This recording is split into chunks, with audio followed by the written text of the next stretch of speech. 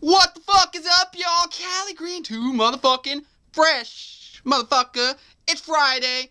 You already know what the fuck that means. It means it's time for Caligreen to add that wicked freshness to Juggalo a day. So this week's topic was brought to us by the Jers. You already know. Motherfucker, I think yo ass already knows. So, yeah, it seems like everyone's just, talking about different stories about why the fuck they're crazy, like flaunting the crazy. This week's topic was, why are you crazy, or how are you crazy? Something about being crazy, motherfucker. You want to know how motherfucking crazy we are and shit, right? So, motherfuckers are wondering how crazy this motherfucker wearing the mask is. Well, I got some stories. I got quite a few stories.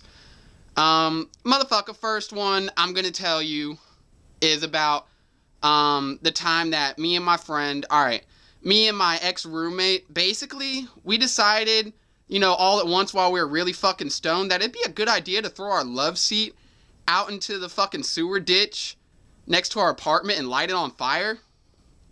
So, yeah, we did that. We carried this fucking love seat out there, fucking threw it in the ditch, fucking threw some fucking, like lighter fluid on it and fucking lit it on fire, and then fucking just went in our house and sat down for a minute. And we're just chilling. You're like, we should probably put that fire out, motherfucker. Like, holy shit, cops are probably gonna come and shit. So we start getting buckets of water and we just start trying to put this motherfucking fire out.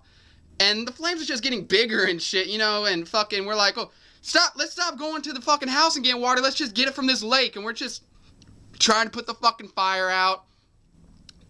Weren't very successful. Go back in the house and we change our fucking clothes and shit so that if the cops were to come, we could try and prove that it wasn't us.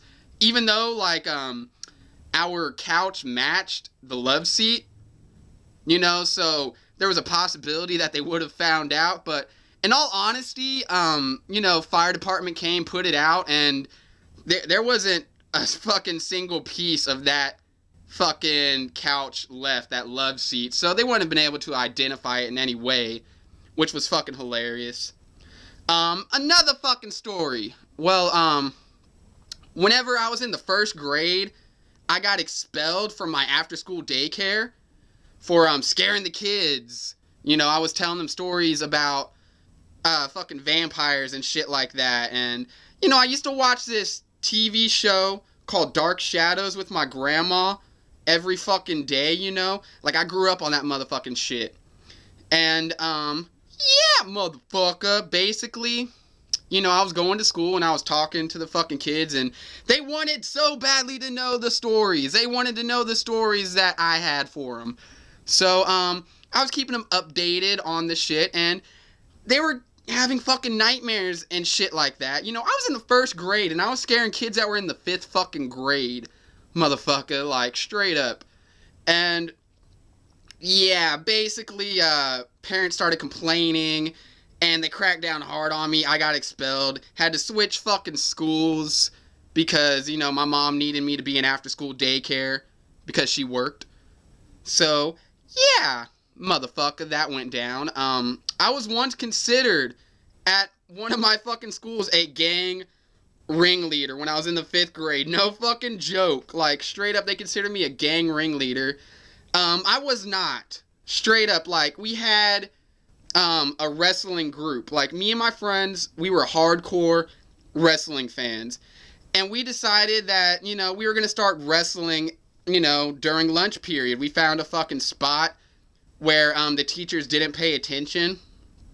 And every day at lunch, basically, like, there was this, like, little secluded area that hid behind some bungalows, and it was over by, like, the baseball diamond. And for some reason, the teachers weren't paying attention to that area, and they just watched all the other kids, because at my school, it was kindergarten through 5th grade, and everyone ate lunch at the same time.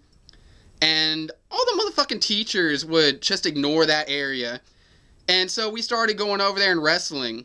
And it turned into the entire fucking 5th grades, like, fucking all the boys from the 5th grade got in on it. And we all started fucking wrestling.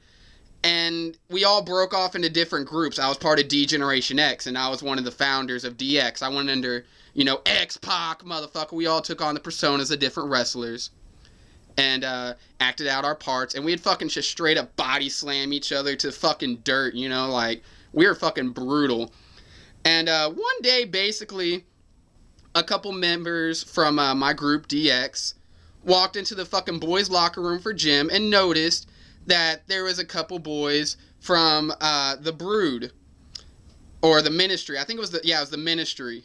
And basically, they just started brawling in the middle of fucking gym and, like, slamming each other's heads into lockers. And some kid got a swirly and, like, just straight up fucking brawling. And the motherfucking gym teacher caught them, pulled them out of, the fucking, into the hallway and got to the bottom of what was going on. And they got all the fucking 5th grade boys together, lined them all up in the hallway, and they were one by one taking them in, calling their parents. I came to school late that day from a dentist appointment, and I just turned the corner, and every fucking boy in the 5th grade class is lined up, and they all point at me and say, "He was part of it." And, they fucking concluded that I was a gang ringleader. And, every single boy in the 5th grade got suspended, basically.